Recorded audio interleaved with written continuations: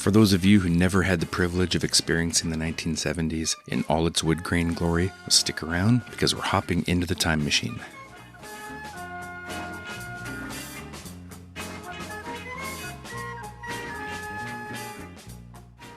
From January 1st, 1970 to December 31st, 1979, you'd be living in a world dominated by macrame owls, avocado green refrigerators, banana seat bikes, and futuristic-looking first-generation home computers and video game systems. There was no internet, there was no Facebook, and if someone had a problem with you, they didn't go down to the laundromat and put a letter on the bulletin board that said, "To the person who cut me off in the grocery store parking lot."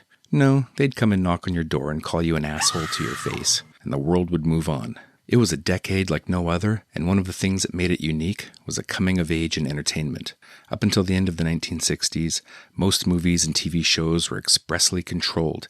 There was very little cursing, graphic gore. There was almost nothing in the way of shock value that would make you go, "Whoa, did I just see that?" Unless you count Hitchcock's famous shower scene in Psycho.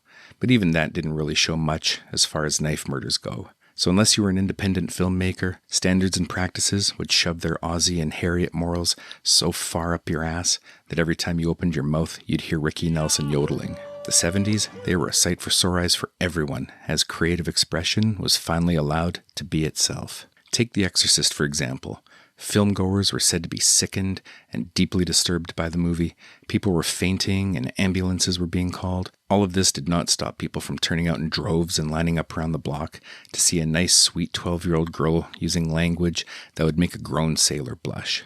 The climax of the movie with the actual exorcism still stands today as a monument to some of the greatest visceral reactions in movie history. And visceral reactions, by the way, became the new normal when describing public opinion of this new breed of horror, and no laurels were rested on after The Exorcist.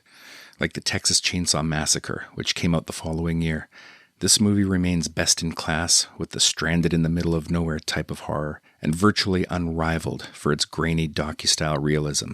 If you've never seen this movie, stop watching this video right now, hang your head in utter shame, and then lock yourself in a closet with an iPad and watch it over and over until I tell you to come out. And while you're at it, take a package of cigarettes in there with you.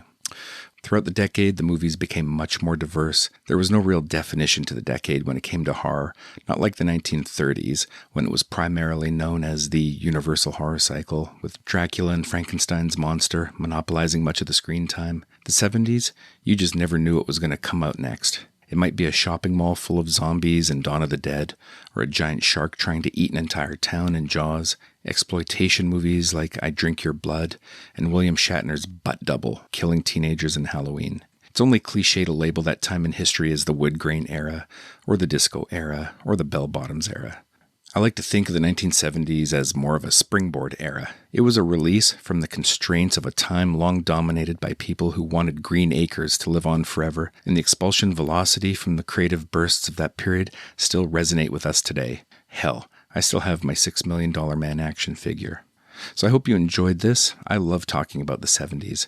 I could not imagine being a kid in any other decade. If you like this video, please give it the old Fonzie salute, and while you're at it, press firmly on the subscribe button. Thank you for watching, and I will see you at the next slaughtering.